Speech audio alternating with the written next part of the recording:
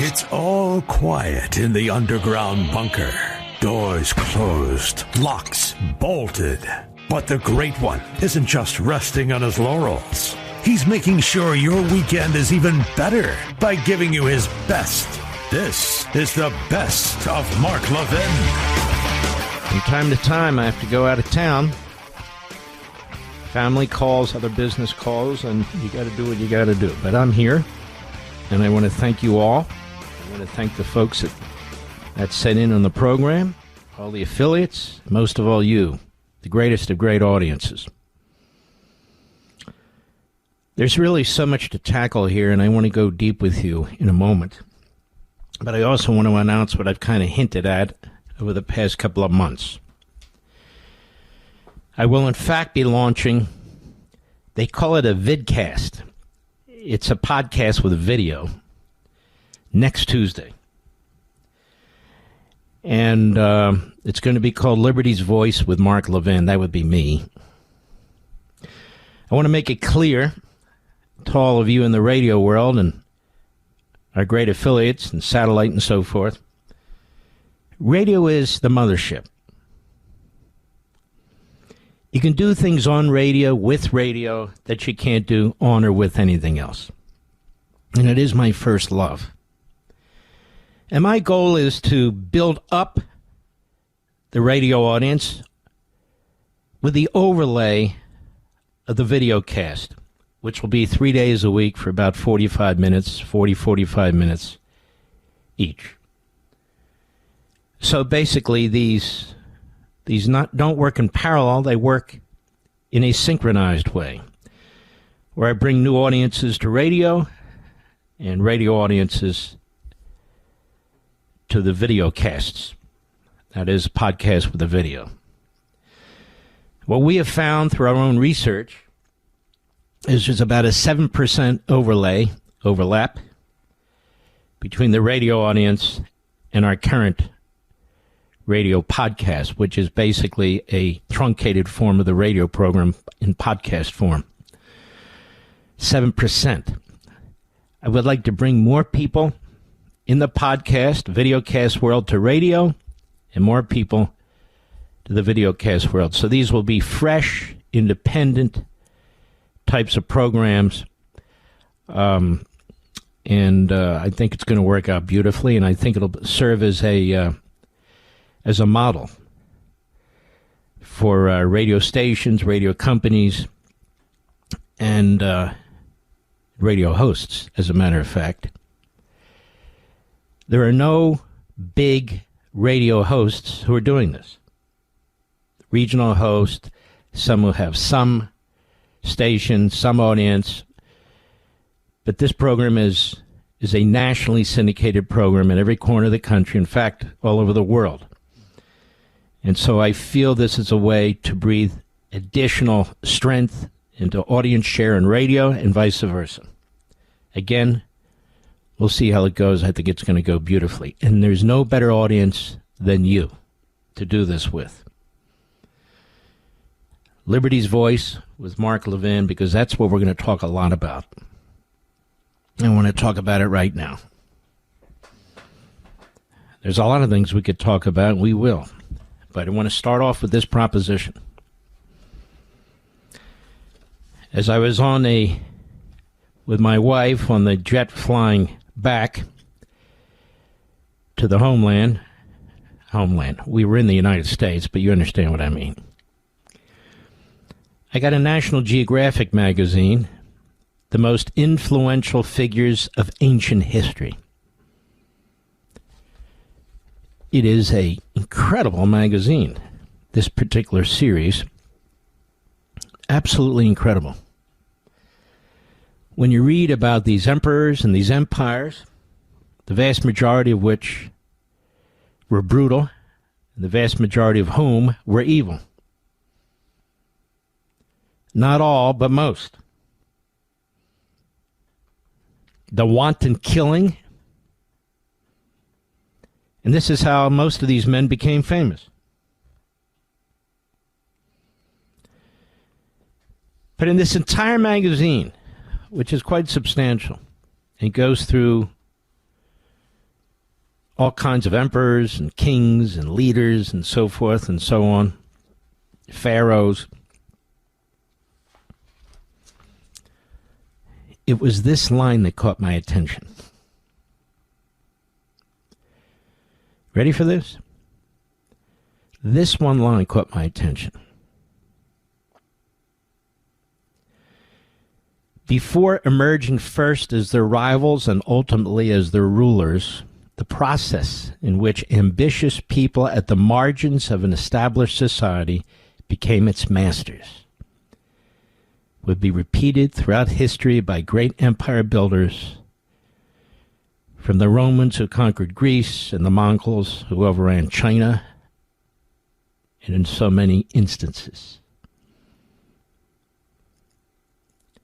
The ambitions of people at the margins of an established society became its masters would be repeated throughout history.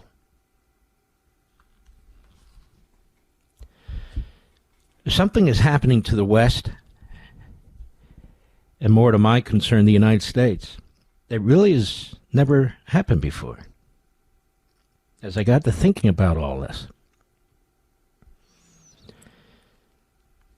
when they're talking about conquering, they're talking about physically, militarily, conquering a society, an established society and culture. I can't think of any example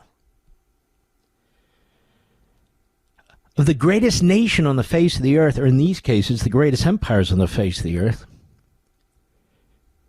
sabotaging themselves, literally committing suicide, having the knowledge of what has come before, thousands of years before, hundreds of years before, dozens of years before. What kind of a country opens its borders,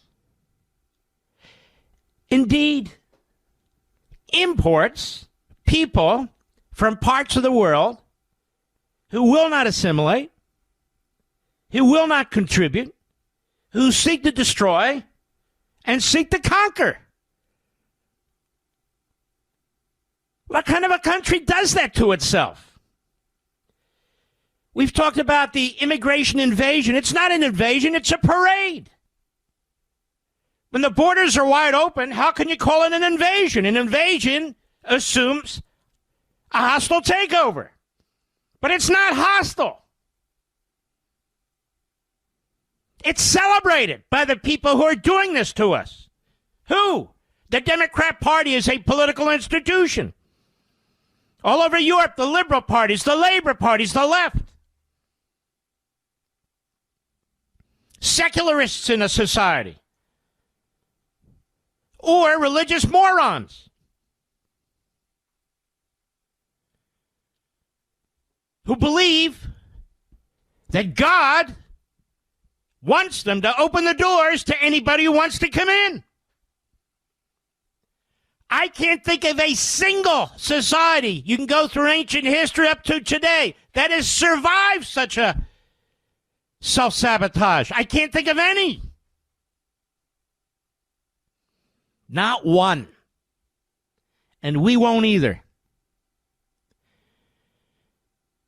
You know, folks, people my age, they start thinking about retirement and so forth. I just told you I'm going to do this videocast. I don't need the money. My time is less and less with family, which is why I have to take off from time to time. But I am so worried and concerned about my country, our country, that it would be really outrageous if I say, you know what, I'm going to step aside. I've done well. I've done what I can. It's over. No, I can't do it. I can't do it. I can't do it.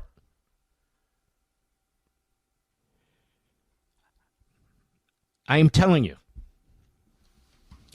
that this is our battle, our generation's battle. This is it. This is the biggest battle that we've ever had to fight, this generation, my generation, our generation. And we must engage. We're watching what's happened to Europe. Europe's only about 5 years ahead of us. That's it. What was done to this country by Biden and Obama has already severely damaged it. And by the rhinos who acquiesce to it, who accede to it, they're no better. They're no better. And I'll go further. By the Tucker Carlsons and his ilk, who are literally traitors to this country, selling out their own country with slick talk, with deceit and evasion and conniving, giving aid and comfort to the enemy. Who's the enemy? Islamist regimes are the enemy. They are the enemy.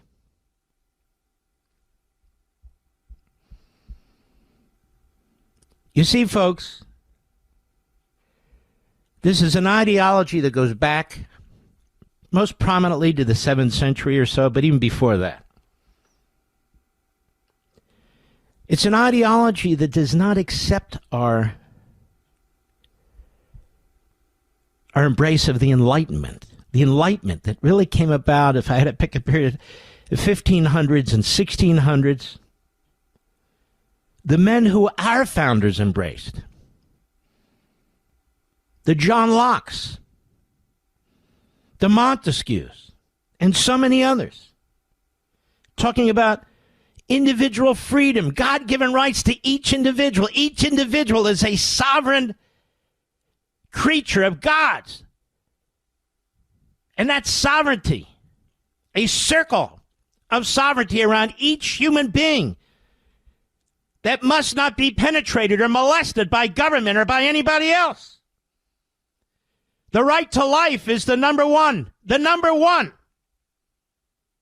natural right, God-given right, which is exactly what the Islamist wants to take away and control and enslave.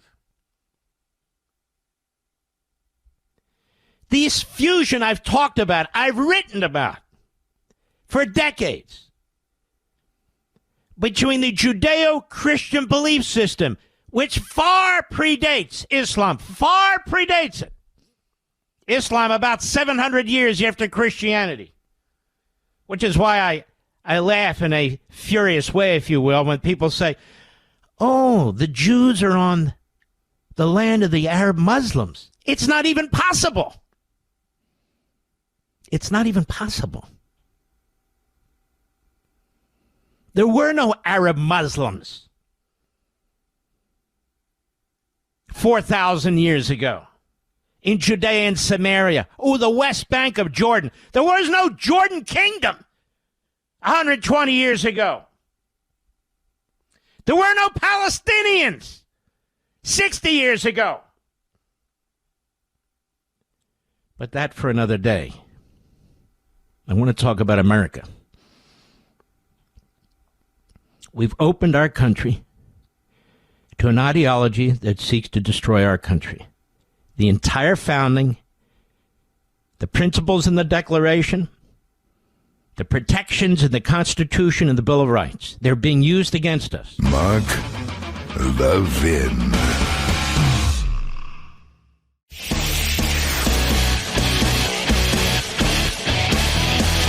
Making your weekend even better. This is the best of Mark Levin. Well, I suppose I can't really blame or criticize the media for what seems like the nonstop coverage of the Nancy Guthrie situation. It is compelling, and there is some breaking news now with the video, a video that the technicians have obviously been working on, the FBI and the private sector at some level, extensively, apparently to recover some of the video after the perpetrator apparently pulled it out of the wall or whatever he did. And it is interesting to see what they found. And I think just a matter of time now. And we pray that she's alive. It's a long time to go without her heart meds, and there was blood, and God knows what the hell happened. God knows what the hell happened. It's very sad. And so are the other people who were murdered today. I'm not saying she was murdered. I'm just saying families that have been destroyed. And those who were destroyed over the weekend. It is odd, though, just as a commentator, just as a viewer, a thinker, which individuals, which families, which lives seem to draw the most attention. I mean it. Or even if we're not talking about that, look at this ICE situation. Virtually every single mishap by ICE, which is completely understandable given the number of people they're dealing with, illegal aliens that the Democrats let in, and also given the extent of the chaos as a result of unconstitutionally separatist sanctuary cities and states, from time to time they get the wrong person because they're not getting help. And this situation is very dangerous when they're picking people up. And so the media is all over that. And they're being fed this information by immigration lawyers, by immigration front groups, by radical left-wing activists, because they don't know on their own anything. They're fed this information. But how many reports did we see today on the number of people who were raped by illegal aliens? None. How many reports did we see today on the number of people who were killed by illegal aliens? None. How many reports have we seen today on the number of women who were sold into sex slavery in the prior regime? None. Or the children who are missing under the prior regime? None. Funny in a sick way, isn't it? How the media focus? Because the media don't care anymore. They know that we know that they're left-wing, that they're Democrat, that they are a mouthpiece for the Democrat Party. When the Democrat Party controls government, they're a mouthpiece for government. That's what they are. So all the inhumanity that occurred up to this point gets almost no attention, and all the inhumanity that is occurring at this point makes ICE look like a bunch of Boy and Girl Scouts. Many of them are, or were. The Democrat-run cities where you have gangs slaughtering people, Chicago every damn weekend, gets barely any attention. In fact, it's gotten no attention. Really? And we can go on.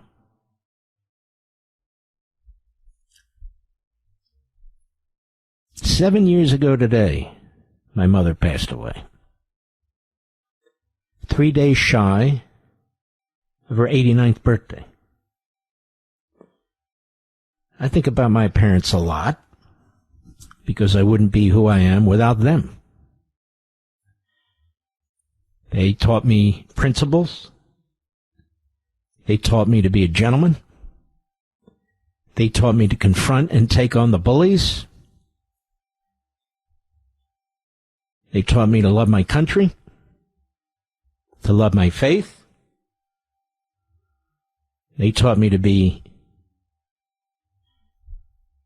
friendly to friends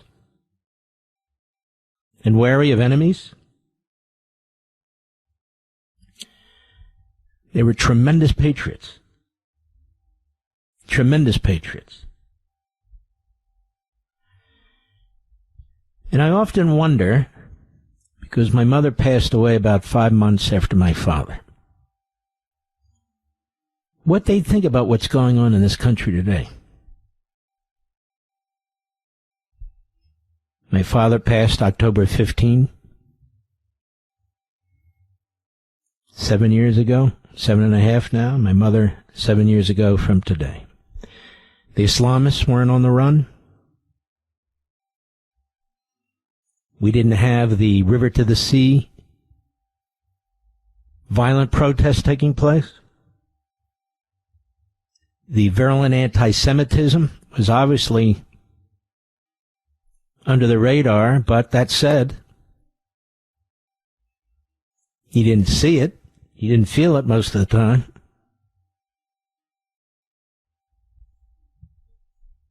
I think they'd be very upset. I'm glad they didn't have to see it. I truly am. So, when I see these things about death and mothers being, I don't know, kidnapped, killed, whatever, makes me think about this. And these are the principles and values and traditions that I hold. We spent a little time today, really three of us, preparing for the video podcast, or vodcast, I guess they call it, that we're going to launch on Tuesday.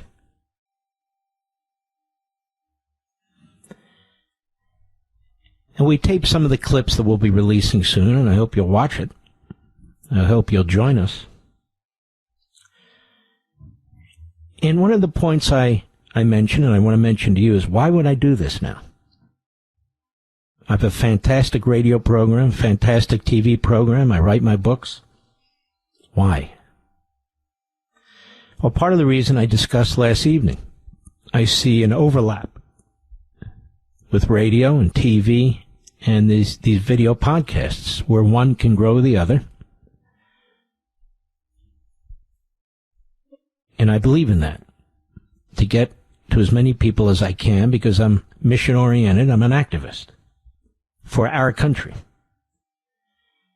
The name of the program is Liberty's Voice with Mark Levin. Liberty's Voice, that is a name that we protected legally about a decade ago when I started Conservative Review TV. And it is a name I've always wanted to use, and we're using it now for the video podcast. This will launch on Tuesday, about 12 p.m. Eastern Time. Normally it'll be Monday, Tuesday, and Wednesday, but next week it'll be Tuesday, Wednesday, and Thursday. But why did I do it from a substantive point of view? I don't need any more work. I don't need any more money. I'm putting money into it. I don't know if money will ever come out of it. I don't want any billionaires or millionaires funding me. I don't want any people with contacts with foreign governments funding me. This is an entrepreneurial endeavor, just as Conservative Review TV was an entrepreneurial endeavor. That's it, entrepreneurial. This is pure Americanism. And I'm going to tell you a couple of the reasons. I believe the podcasting, not every podcaster obviously, but the industry generally is a cesspool. There are some great standouts, but they're the exception. The level of profanity, immaturity by middle-aged people, the level of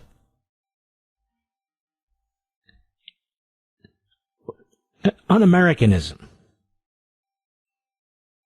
Marxism, Islamism, wokeism, fascism, racism, bashing of Jews, bashing of Christians, bashing of our heritage. Somebody's got to confront this on a regular, sustained basis. Somebody's got to confront this. Now, I don't have any video out there. I do my Fox show. And so what I'm hoping to do is build a juggernaut, a big number of viewers who will also listen to radio, watch Fox, but also to go into a place where I feel Americanism is not being properly explained, except by a handful, or properly promoted and expanded and growing. And so I have to take the careers that I have, the background that I have, the experience I have, the knowledge I have, and use it. And use it before I hang it up. And that day will come.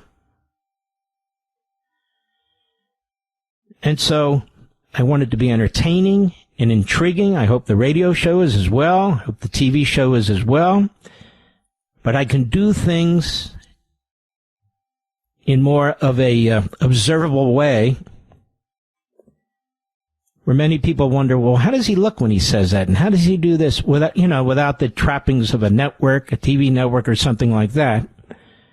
Do it 100% my way.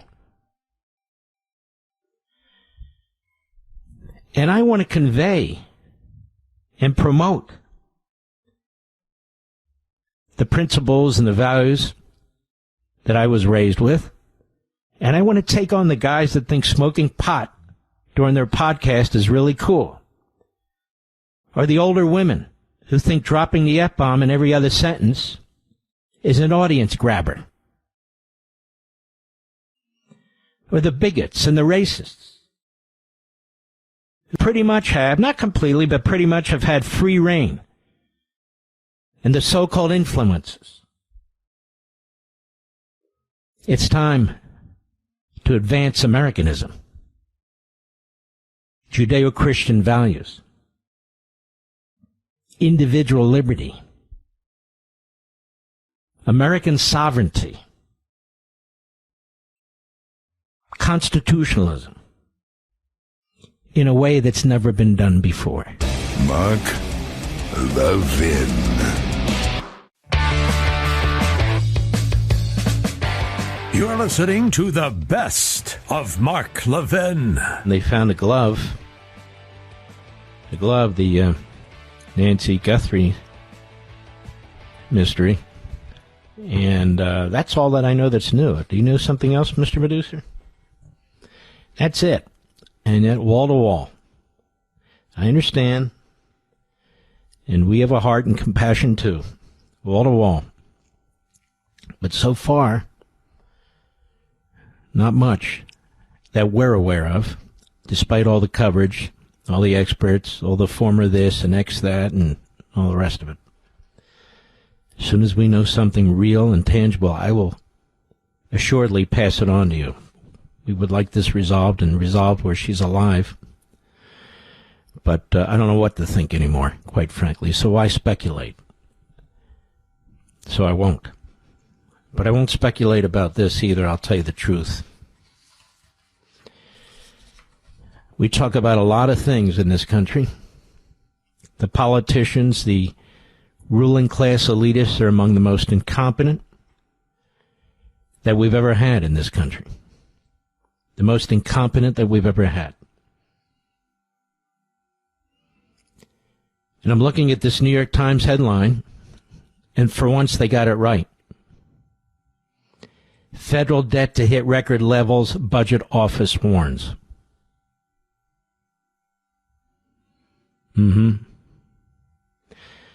Problem is they blame Donald Trump.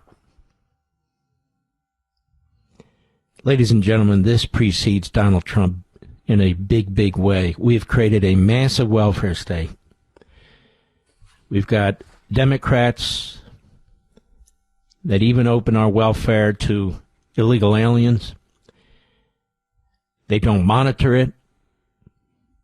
The General Accounting Office, ever since I was a kid, would put out reports talking about how anywhere from $150 billion to $250 billion is lost in waste, fraud, and abuse. The $250 billion number more recent and nobody cares. And then Doge comes along, Elon Musk, trying to cut waste, fraud, and abuse, and he's attacked. How dare you? The president has, in fact, cut the size of the federal bureaucracy by about 400,000. That's a big deal. That's a very big deal. And we had very good job numbers today, particularly in the private sector. Double what the so-called experts were expecting. It looks like the economy is going to take off, just a matter of time. And I told you it would, with his tax cuts and so forth. But the New York Times, of course, blames Trump, tax cuts, and so forth and so on. That's not the problem. The problem is Marxist-socialist economic policies are completely and utterly out of control. And I've told you, and Mark Meckler has told you, and others who support Convention of States have told you that Congress is incapable of fixing this. Republican, Democrat, it doesn't matter. They can't fix it. And the reason they can't fix it is, number one, the Democrats don't want to fix it. They want to spend more. And this budget that Biden pushed through, with every Democrat voting for it, and I think every Republican voting against it, or nearly, was really the icing on the cake. A massive multi-trillion-dollar budget on top of extra trillion spent on COVID. That just blew the roof off the debt. The interest on the debt now is much larger than our defense budget. Our defense budget is about half the size it was under Reagan as a percentage of the GDP.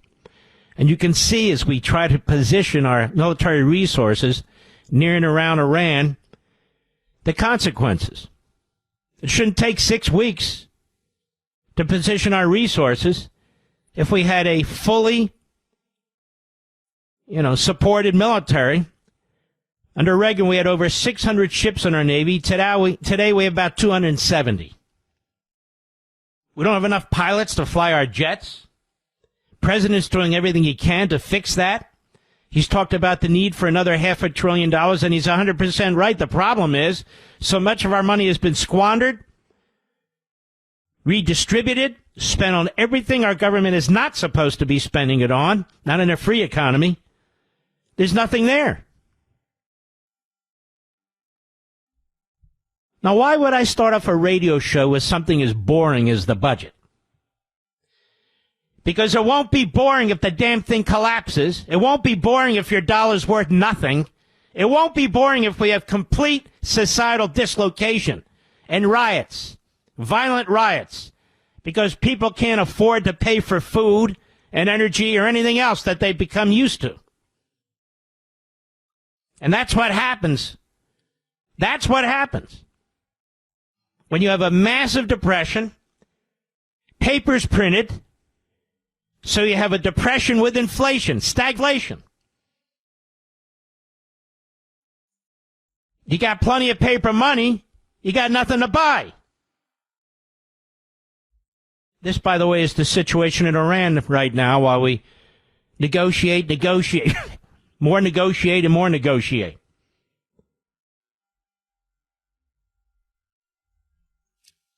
The findings of the Congressional Budget Office in its annual long-term forecast for the federal budget released today, compared with its annual long-term forecast for the budget released on Wednesday, compared with its projections.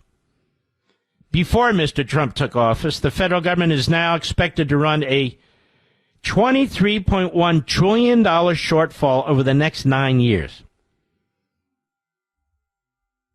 Just 9 years. Now we're at $38 trillion. In 9 years, they're telling us, we will be at $51 trillion. $51 trillion.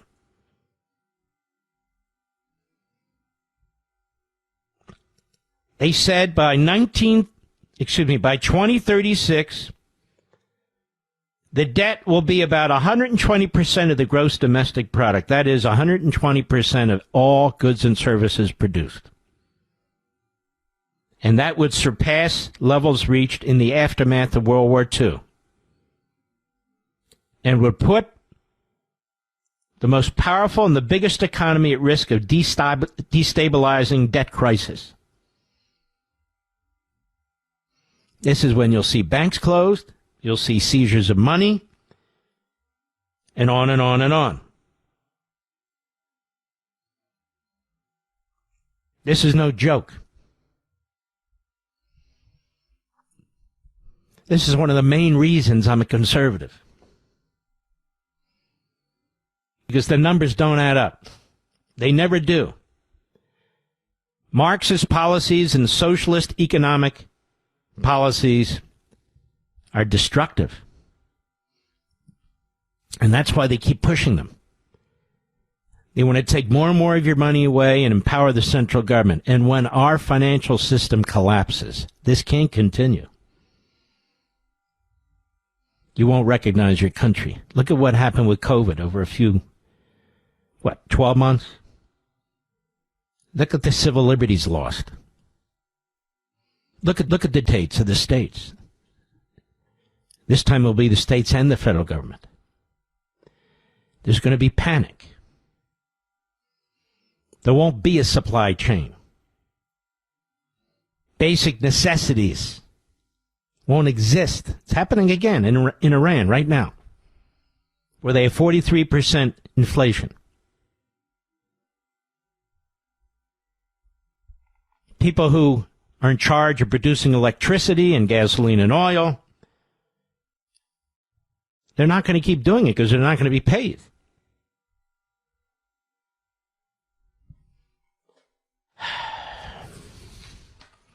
And, of course, all they do is trash Trump, which has almost nothing to do with it. You've got Social Security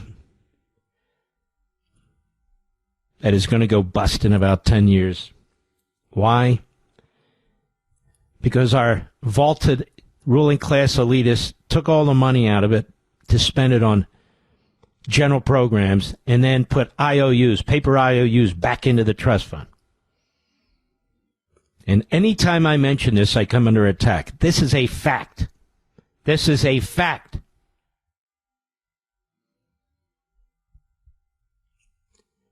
And what happens?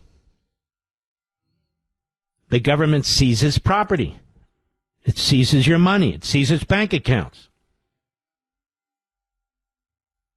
We have an aging population, continuing money to draw from Social Security and Medicare, fewer and fewer younger people to pay into it.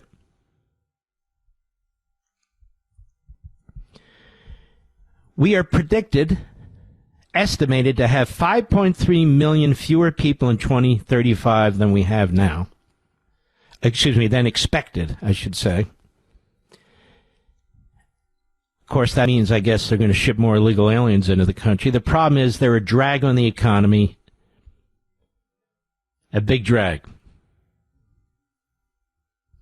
The ultimate arbiter of Washington's spending habits is the bond market, where investors buy and sell the government's debt. The risk is that investors begin to doubt that the United States will pay back its debt and start demanding higher interest rates, stunting borrowing across the economy. Higher interest rates also increase spending, forcing the government to borrow even more to pay the older debts.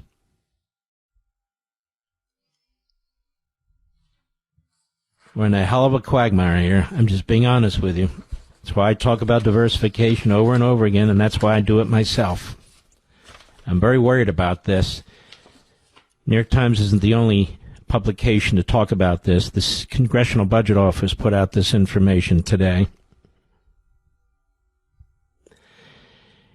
That Congressional Budget Office is often quite liberal. In this case, not so much.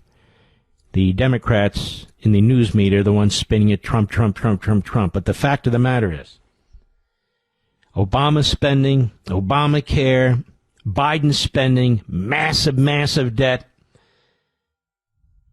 It's completely out of control. You don't feel it today. You've heard about it 10 years ago, 20 years ago, people warning, including me, at the beginning of this radio adventure 20-some years ago, that this can't keep going on. And the reason I brought it up so long ago is so we could try to address it.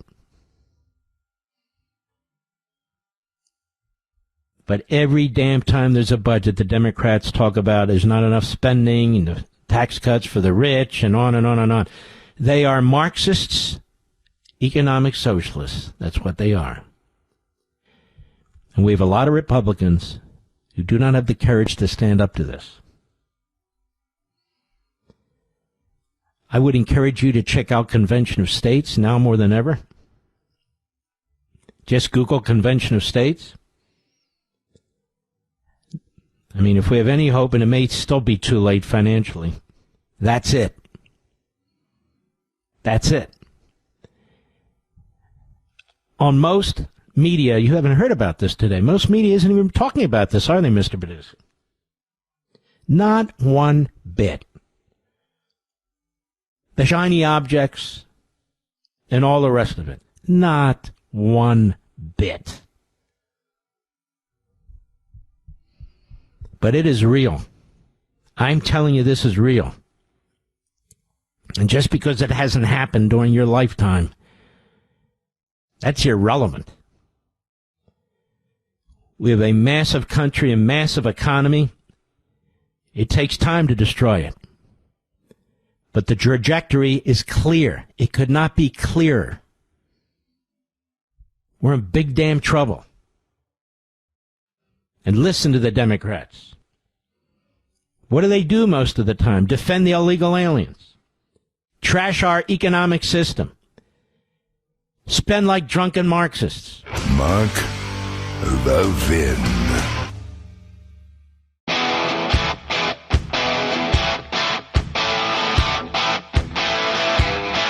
The Great One makes your weekend even better. This is the best of Mark Levin. 215 to 214. The House voted to require voter ID. One Republican, really just a Trump-hating radical libertarian, Massey, voted against it. Crazy. And all the Democrats voted against it. I think all of them. Now, which countries have voter ID? You want to hear some of them? Just so you know, there's 193 countries, 176 countries have some form of voter ID. Now, you might say, my state have voter ID. That's right. Several states have voter ID. About a dozen don't, including California, New York, Illinois, Vermont, Massachusetts, Maryland, and so forth. Which countries? Well, let's name some of them. Maybe all of them. Not too much time, but let me give you a bunch of them. Iceland, Sweden, New Zealand,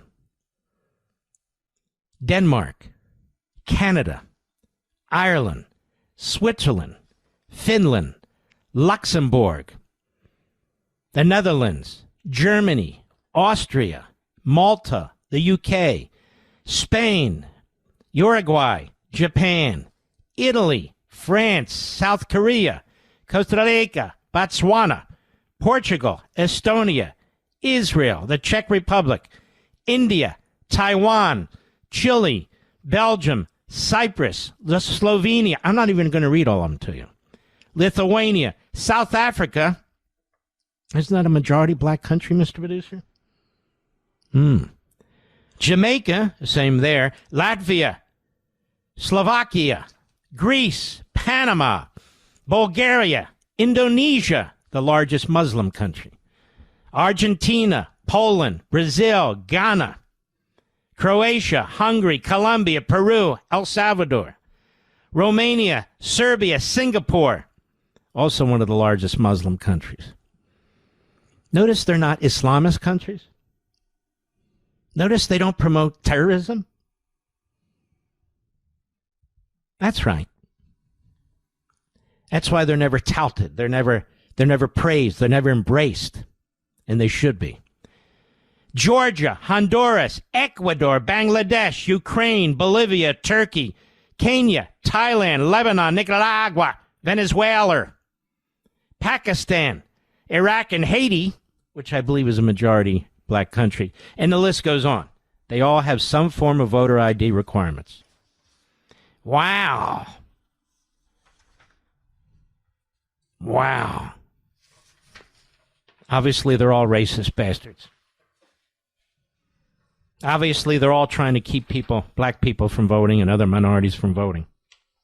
No, they're not. How ridiculous. They want to just make sure the people who are allowed to vote are voting, and that's it. The Democrat Party, look, you know what this is? The greatest power play in American history. The border's wide open to bring in 25 million illegal aliens to fight to keep birthright citizenship. Well, think about it. Think about it. Multiply that by 2 or 3 and you got 50 to 75 million. And the children are citizens. And they're going to vote. And they're going to thank the Democrats. And they're going to vote for Democrats who are going to give amnesty to their parents and their grandparents. And then we have chain migration, where each illegal alien who reaches majority age can bring in up to 17 to 20 relatives. It's over. The Democrat Party knows it. Because they're about the Democrat Party. They are not about America or Americans' founding principles. They're not. They're an evil damn party. That's what they are. And many of you are listening are Democrats. You say, what's he talking? I'm a Democrat. I'm not talking about you. But you ought to stop being a Democrat because you're supporting these entities, these ideologues, these institutions that hate your guts.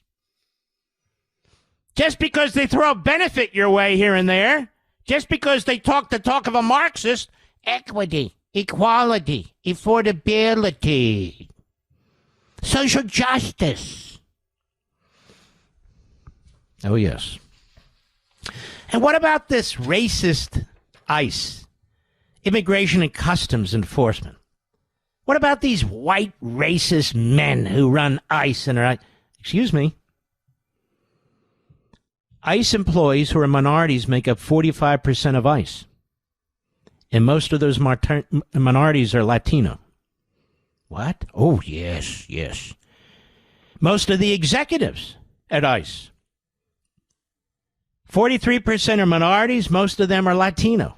43%. I want you to look at the Democrat Party that relies on minorities for votes.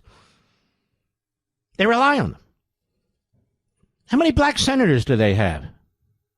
Less than a handful? How many Latino senators do they have? What a joke. What a joke. Yes. Now, the Democrats are saying, we really only want you to deport criminals. By the way, the states that have no requirement of any documentation, California, Hawaii, Illinois, Maine, Maryland, Massachusetts, Minnesota, Nevada, New Jersey, New Mexico, New York, Pennsylvania, they better fix that, and Vermont. But out of all those states, overwhelmingly Democrat, obviously, not one bright red state. Not one. Not one. And so you have countries that are majority black, majority brown. Are they Jim Crow too? Are they? I'm just curious. Jim Crow? Now you want to hear the Democrats, where they stand, where they want to improve ICE. They insist on the following 10 demands. 10 demands as a condition. As a condition for voting to keep open the TSA, the FAA, and all the rest of it. You want to hear this? What are their conditions? Number 1, targeted enforcement. DHS officers cannot enter private property without a judicial warrant. What? So that means if you see 27 illegal aliens lined up at a 7-Eleven, and I've seen this myself, and ICE sees them and they go over that, they can't do it without going to a federal court and getting a warrant. Now, how many times will that happen? Almost never. Almost never. Right now, they're not required to do that. Congress is in the past Democrat and Republican together. Same with Democrat and Republican presidents. They've said we can't bog down our federal judiciary with immigration cases. There's 2 million a year. There's 770 courts. That's it. But that's the plan. To break the system even further. Break it down. Break it. So you have nothing but chaos and anarchy. Break it down. Number 2, no masks. Prohibit ICE and immigration enforcement agents from wearing masks and other face coverings. So people can take pictures of your face, identify you, identify your spouse, identify your children, harass you, even attack you. That's a reform the Democrats have in mind. Require ID, require DHS officers conducting immigration enforcement to display their agency, so no undercover agents, their unique ID number and last name, so you can be identified and again tracked down. No mask, have your name on your uniform, have your number on your uniform, be required to say your name and your number in order to destroy ICE. Number 4, protect sensitive locations. These are what the Democrats are demanding of the Republicans and the president. Prohibit funds from being used to conduct enforcement near sensitive locations. Well, what's a sensitive location? Medical facilities, schools, child care facilities, churches, polling places, courts, and so forth. Sensitive locations? Ladies and gentlemen, you got to go after illegal aliens where they are. When Dwight Eisenhower rounded up 1 million illegal aliens and removed them in a 6-month period, do you think he had to put up with this? No. You know who supported him? Democrats and Republicans, the American people. Stop racial profiling. Well, what do they mean by that? Prohibit DHS officers from conducting stops, questioning, and searches based on an individual's presence at certain locations. So if you know there's a community where illegal aliens gather, you're not allowed to go. Their job, so you can't go to their job site. That's another one on the list. Their spoken language and accent. Well, that could be a giveaway. Or their race or ethnicity. So no ethnicity, no race. Even if you know that the vast majority of illegal aliens are of a particular race or ethnicity or coming from a particular part of the world, a particular country, you're not allowed to take that into consideration. So, Mr. Producer, how are you supposed to find these people? You don't. Place in the law a reasonable use of force policy, expand training, and require certification of officers. We already do. In the case of an incident, the officer must be removed from the field until an investigation is concluded. We already do that. Number 7, ensure state and local coordination and oversight. What's that mean? State and local coordination of federal law enforcement? That's not even federalism. That's reverse federalism. Preserve the ability of state and local jurisdictions to, listen to this, investigate and prosecute potential crimes and use of excessive force incidents. They mean by federal agents. Can you imagine what Democrat attorneys general, Democrat DAs like Bragg and the rest of the losers, Democrat governors would do? So you're taking sanctuary cities and states, which are utterly unconstitutional, that are basically segregated separationists. That's what they are. And you're giving them power over the federal government. This is the old Confederacy. Here's another one. Make clear that all buildings where people are detained must abide by the same basic detention standards and requirements, that they have access to personal attorneys to prevent citizen arrests or detention. The whole point of collecting illegal immigrants is to detain them in order to remove them. So you can see at every step of this process, the Democrats are sabotaging it. Starting at the beginning with open borders and illegal immigrants. We don't know what to do. The Republicans are stopping us. We had a perfect piece of legislation that we were going to pass, and it had bipartisan support. 5 Republicans had agreed to it, 4 of whom withdrew, but nonetheless, Trump comes in, closes the border. Like we said they could if they would, but they wouldn't. Body cameras for accountability, not tracking. So they want agents to have body cameras to track them, not the illegal aliens. How do you like that, Mr. Producer? Is this sick? Is this sick, America?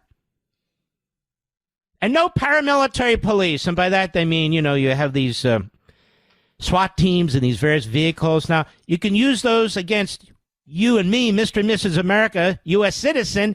Don't you dare use that when you're confronting a mob of illegal aliens and Marxists and Islamists and all the rest who are standing in your way. No, you can't do that.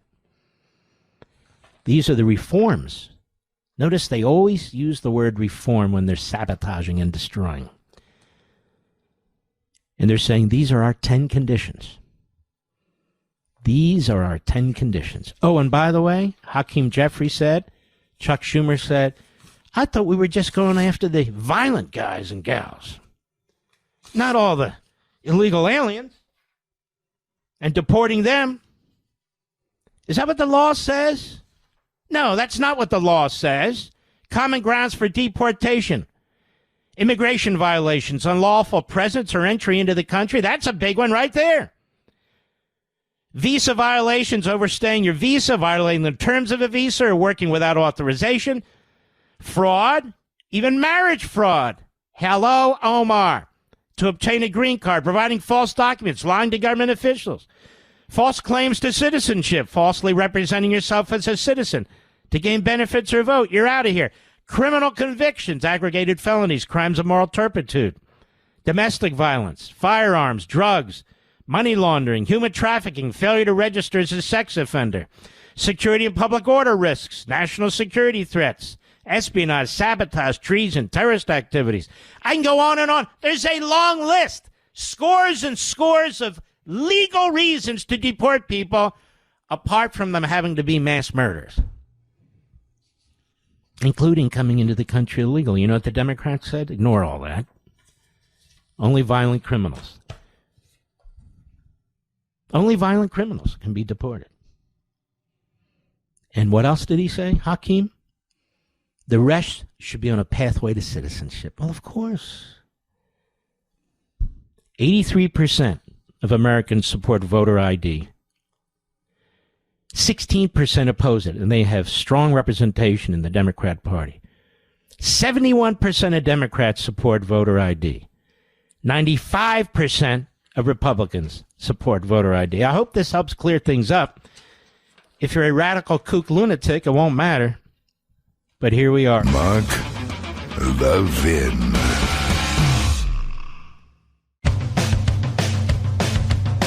We're giving you nothing but the best of Mark Levin. Well, the Democrats have voted against funding FEMA, TSA, the Secret Service, and other elements of DHS. ICE continues to get funded through 2027, as it should. But they're in a big propaganda effort, agitprop, in which they want people to believe, and they'll get the help of their media, that the Republicans are creating these inconveniences for people who seek to fly, for people who need federal help when there's natural disasters, for the TSA and so forth, when it is they. And I read to you, I believe it was last night, the list of demands that the Democrats have made. And the demands would result in ICE being absolutely unable to identify, apprehend, detain, and deport virtually anybody. Virtually anybody. It would increase protections. I didn't say liberties and rights. Protections for illegal aliens, making it more difficult to identify them, to apprehend them, to detain them, and deport them. This is the same Democrat Party that brought many of these people into the country illegally. Same Democrat Party that has created segregated cities and states.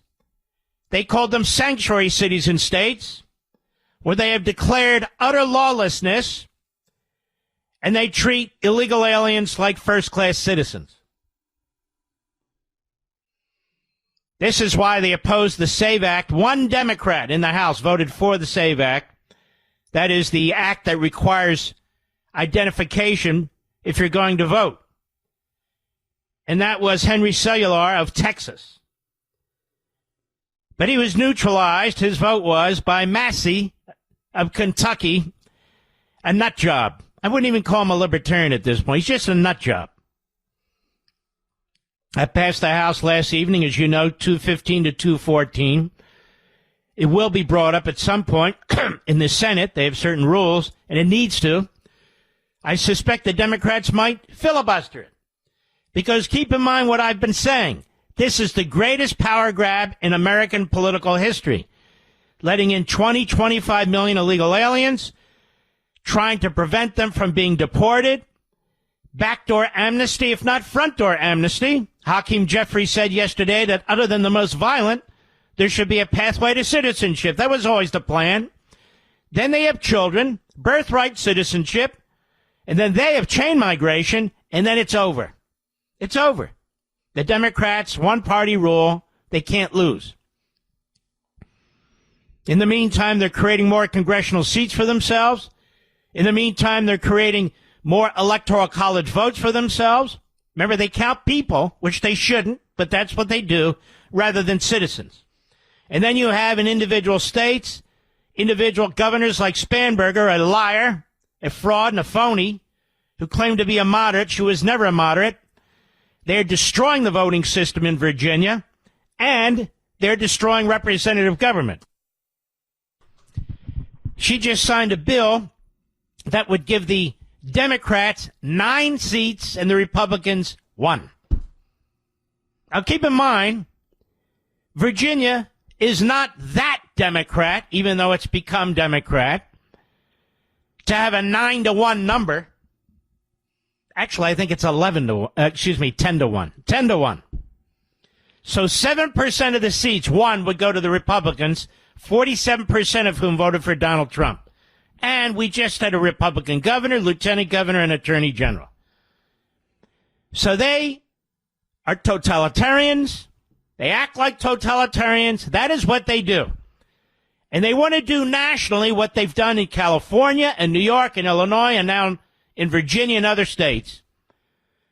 Change the citizenry so they don't have to persuade the American citizen today to vote for their radical agenda. This is happening right in front of your eyes. Right in front of your eyes. And so there will be inconveniences. The House is taking off for about a week or so. So when the Democrats voted not to fund these other elements of the Department of Homeland Security, they voted to shut it down for a week to 10 days. I feel sorry for these TSA folks. I really do. They get caught up in this every single time. Every single time. Now, I keep reading that we're going to get slaughtered in the midterms. We could. No question about it. It seems to me it's the Democrats who should get slaughtered. Look what they do. Look what they've done.